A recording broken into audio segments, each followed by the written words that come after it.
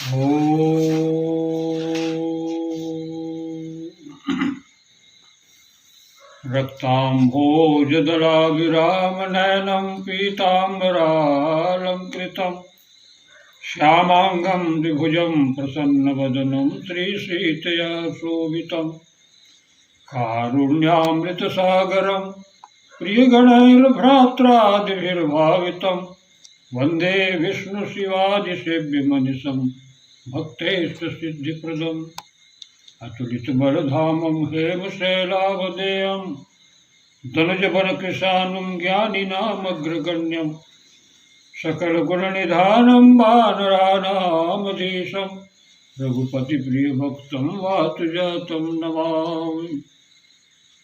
नित्यं शुद्धं निराकारं निराभासं निरञ्जनं नित्यबोधं चिदानन्दं गुरुं ब्रह्म नमाम्यहम्। जय जय श्री सीताराम। प्रांतीय स्तर पर संगठित मध्य छत्तीसगढ़ प्रदेश के मानव संगठन के अध्यक्ष महोदय, समस्त पदाधिकारीगण एवं प्रभु चरणों में अनुराग रखने वाले समस्त सज्जनों, माताओं एवं समस्त जिज्ञासुओं को निपानी ग्राम की इस मानस मंडली श्री जय बजरंग मानस मंडली निपानी, पंजीयन क्रमांक 91, तहसील जिला बालोद, छत्तीसगढ़ की ओर से सादर जय जय सीताराम, सादर यथायोग्य शिष्टाचार स्वीकार। सज्जनों, संगठन के द्वारा जो व्यवस्था दी गई है, जिसका मुख्य उद्देश्य है जन कल्याणकारी योजना के अंतर्गत समस्त जन समुदाय को एक सुंदर रास्ता दिखाना, हमारे पवित्र ग्रंथों के माध्यम से इस मानस के अंतर्गत जो भी प्रभु का आदर्श चरित्र आया हुआ है, उसका हम अपने जीवन में अंगीकार करें, अपना जीवन सुधारें। इसी के अंतर्गत 5वें सोपान में, इस मानस के 5वें सोपान में सुंदरकांड के अंतर्गत जो प्रसंग दिए गए हैं, उस पर आइए हम कुछ चर्चा करें। मोह मूल बहुशूल प्रद त्याग उत्तम अभिमान, भजहु राम रघुनायक कृपा सिंधु भगवान। यह जो संवाद है लंकाधिराज रावण के अंतर्गत, उनकी सभा में बजरंगबली पधारे हुए हैं। मुष्टि बांध करके ब्रह्म सर के अनुसार मेघनाद ने उनको बंदी बना करके राज दरबार में पेश किया। और इसके पूर्व जो कथासार है, मर्यादा पुरुषोत्तम श्री राम पिता की आज्ञा से वनवास में रहे, मातेश्वरी सीता जी का हरण हो गया है रावण के द्वारा। ये सब रूप प्रभु की लीला के अंतर्गत आता है। और माता की खोज में सुग्रीव से मिताई के बाद उनने अपनी फौज उत्तर दक्षिण पूर्व पश्चिम सब भेजा। उनको पता था कि रावण लंका में रहता है और उसके द्वारा हरण की गई मातेश्वरी लंका में ही है, इसलिए समस्त योद्धाओं को उनने दक्षिण दिशा के लिए भेजा था और निर्देशन था अंगद जी के द्वारा। ये सारी बातें आप सब जानते हैं। यहाँ पर मातेश्वरी जी से मुलाकात के बाद और अपने प्रत्यक्ष दर्शन में हनुमत ने देखा कि रावण किस तरह प्रताड़ित कर रहा है मातेश्वरी को। उनकी इच्छा होती थी कि इसको मैं अभिमार करके मातेश्वरी को ले जाऊं, परंतु मर्यादा का एक सवाल होता है जिसके अंतर्गत माता जी से परिचय हुआ। सभी बातों के दरमियान ये पता हो गया मातेश्वरी को कि ये भगवान के निजी दूत हैं, निजी जन हैं, इसलिए उनकी कृपा भी उन पर हुई। माता की आज्ञा मान करके अपना फूल फल खाए, उजाड़ किया वन प्रांगण को, और जितने आए योद्धाओं को सब उनको भगाया। किंतु ब्रह्मसर की मर्यादा को रखने के लिए वो बंद करके दरबार में पहुँच गए।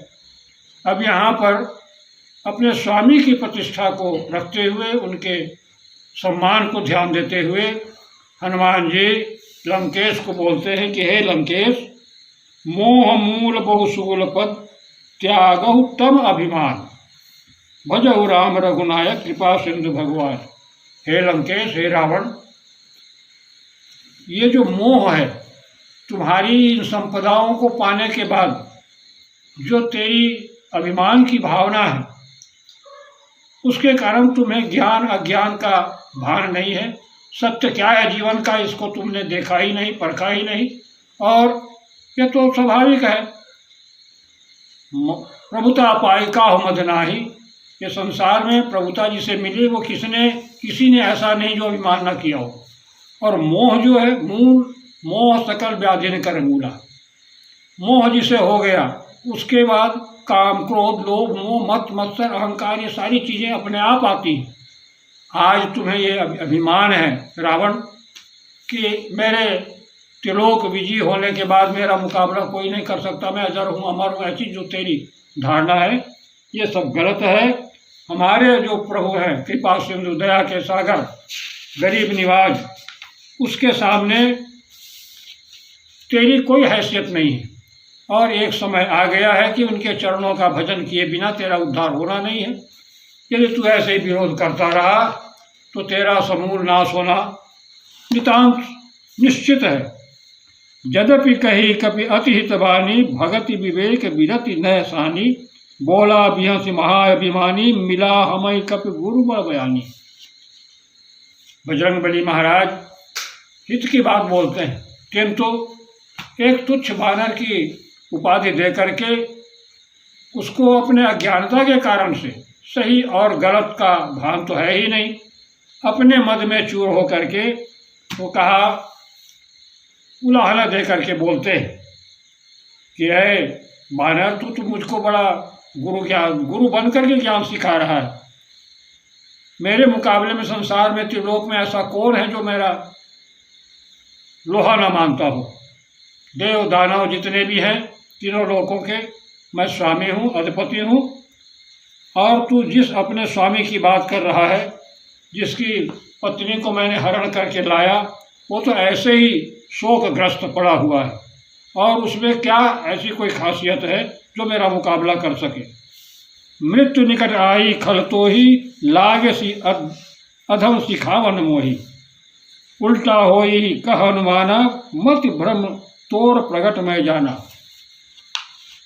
हनुमान जी ने देखा इस मूड को, अगर ब्रह्मा भी कोई आए और सिखाए, उसके हित की बात बोले तो भी इसके दिमाग में बैठने वाली बात नहीं है। फूल ही पल ही न भेद, यद्यपि सुधा बरस ही जलद, मूरख मन ही न चेत, जो गुरु मिल ही बिरंच सब। तो हे रावण, तुझे कोई ब्रह्मा भी समझाए तो तेरी मूर्खता, तेरी अज्ञानता को नाश नहीं कर सकता। इसलिए जो तू कह रहा है उसका उल्टा परिणाम ही होगा, यह तो नितंत आवश्यक समझ।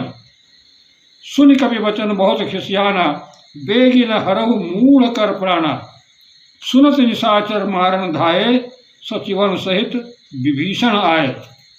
विभीषण से मुलाकात हनुमान जी की पहले हो चुकी थी, और जब संतों का मिलन होता है तो प्रभु पद का शरण जाने का मार्ग खुलता है।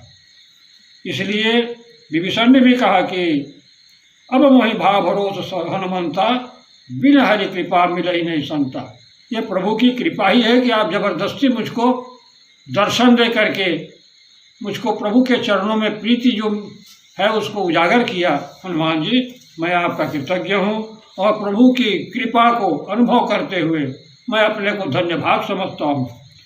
इसलिए विभीषण जी बड़ी हमदर्दी के साथ हनुमान जी के कार्य में सहयोग बताने के लिए उसी क्षण राज दरबार में पधारते हैं। नाई शीस कर विनय बहुता, नीति विरोध न मार्य दूता। इस दूत को समाप्त क्यों नहीं कर देते, ये रावण का आदेश था। सब निशाचर दौड़े, परंतु बीच बचाव के लिए विभीषण जी पहुंच गए थे। वो भी मंत्री थे, भाई थे उनके, इसलिए उनकी एक अलग व्यक्तित्व था।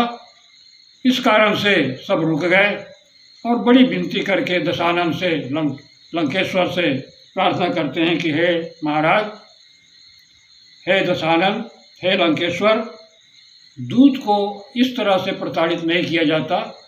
दूत की बातों को सुनिए और उसके लिए एक मर्यादा है। उसके तहत सुनत बिहसी बोला दशकंदर, अंग भंग करि पठई बंदर, आन दंड कछु करी गोसाई, सब ही कहा मंत्र भल भाई। विभीषण जी की बात जब सुनी गई कि दूत को ऐसा मारा नहीं जाता, इसलिए आप इसको कोई दूसरा दंड दीजिए। यहाँ जो हमारी मंडली की जो धारणा भावना है, सर्वे भवन्तु सुखिनः सर्वे सन्तु निरामया सर्वे भद्राणि पश्यन्तु माँ कश्चित् दुर्भाग भवेत्, मानस के माध्यम से सारा संसार सुखी हो, समाज में एक अपने जीवन को समझने की हैसियत लोगों में आए, यही धारणा भावना इस समिति की आज 40 साल के लगभग हो रहा है। इसी का प्रचार प्रसार इस मंडली का एक मुख्य उद्देश्य रहा है। जय जय श्री राम।